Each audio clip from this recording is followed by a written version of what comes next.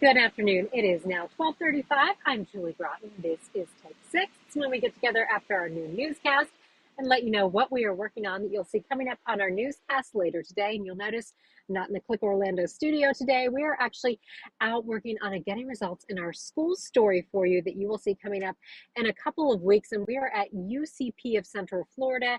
So when you think of UCP of Central Florida, obviously I'm sure you think of the United Cerebral Palsy Society, but what they want you to think about is unlocking children's potential. When you think about the charter schools, they're a tuition-free charter school with 8 campuses here in Central Florida, and they just received an $8.9 million federal grant, and that will help them expand to serve more kids over the next 5 years.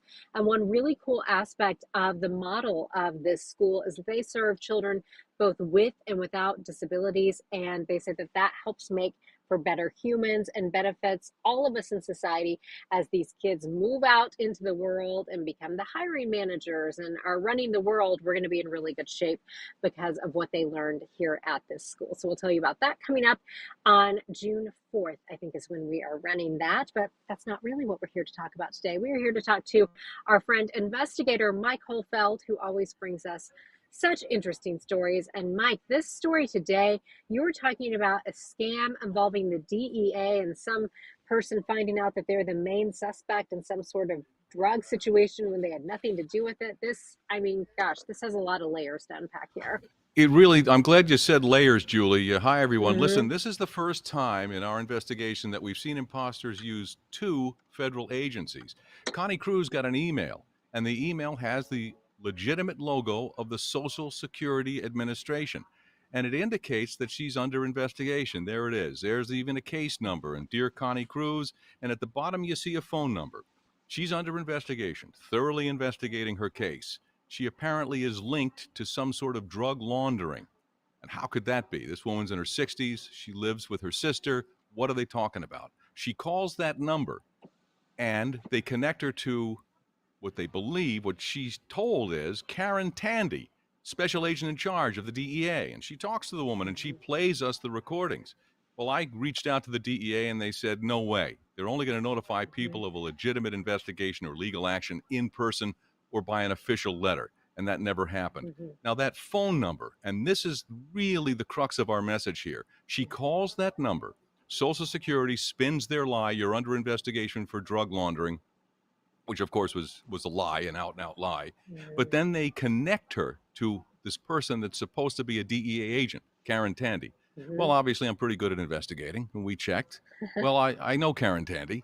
She did hold that position 17 years ago.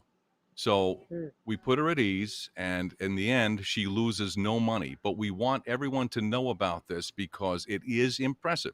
She did talk to somebody who talks the talk, and it sounds like they really are a DEA agent. Sounds like she is involved in laundering money and moving drugs. They say that her name is linked to 3 or 4 different locations around the country. So it is compelling. It is convincing. And then they use intimidation, Julie. And here's the thing. If you're depending on those Social Security checks, that basically pays for the rent, the groceries. It's your lifeblood, your financial lifeblood. They were telling her her account was going to be suspended indefinitely until they could spin this out and figure out what was going on. So it's all about intimidation. Obviously, they were going to try to get her accounts, her bank accounts. It's always the end game, you and I have done these so many times. The end game is the money. So we just wanted to get that out. That'll be on at 4 o'clock and again at 5:30. But I think it's important, Julie, that we talk about this as much as possible because I'll tell you what, it's impressive and it looks legit. Oh my gosh, if I opened that letter that you saw, you had video of the letter. If I opened that letter, I think my heart would just stop because you see all that and you would think, oh my gosh, how has this happened? No, exactly. And it says Social Security Administration. There's a phone number for you to call. Boy, Right. I'm in trouble. And that is one case I'm working on. There's one I'm going to put in our newsletter on Wednesday, Julie, and I didn't want to not bring this up. I don't know. Let me hold this up to the camera. Do you see this? Okay. Let me see if the there you go. Yes. See what it says? Yeah, It I says see it. notice to current Duke Energy customer. And it's got a Okay. final reminder. And then on the other side, let me flip it for you. It's got the phone number that you're supposed to call. It's got my home address there. Let me block that so America doesn't come over to my house. But America It's a wants scam. to. It's a scam. Mike Holfeld. It can even happen to Mike Holfeld. So I got this, and I called my friends at the Duke Energy, and they put out a statement for me. No, it's not us.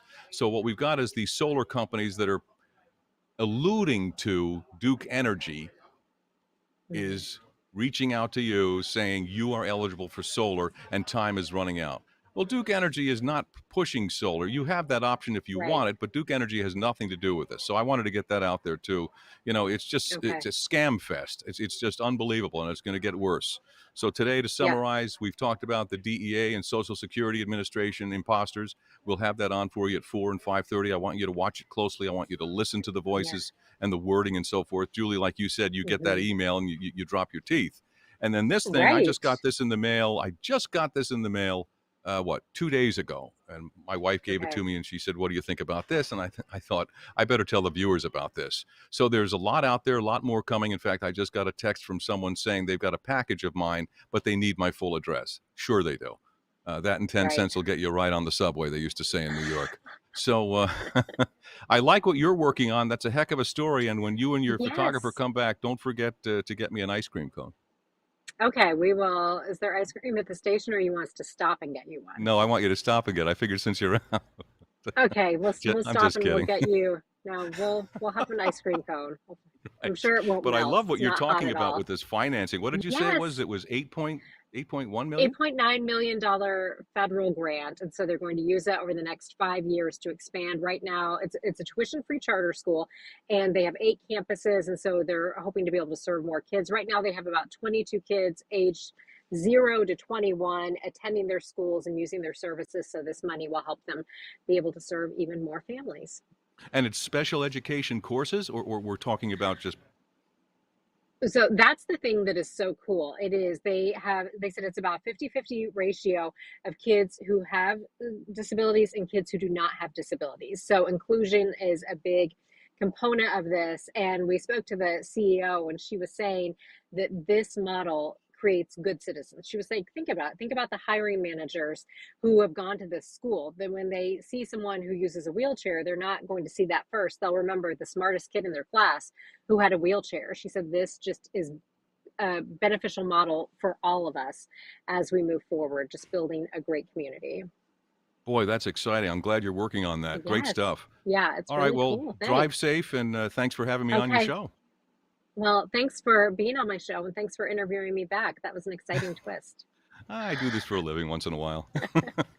I can tell. All right. Thanks, Mike Holfeld. See ya. Bye. We're going to do the weather. It's hot. I do know that for sure. It is hot today.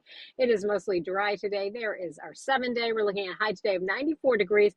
But look at the temperatures as we go into your holiday weekend. 96 for tomorrow. Now, I want to remind you, these are actual air temperatures. This is not the feels like temperature. 98 for your high both Sunday and Monday.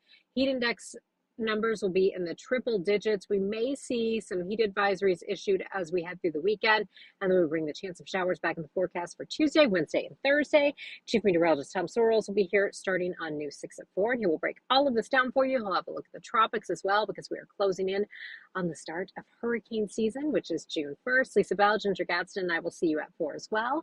If you have any questions or comments for us here at Take 6, head to clickorlando.com/take6. Let us know what's on your mind. Thanks so much for stopping by, and I'll see you at 4.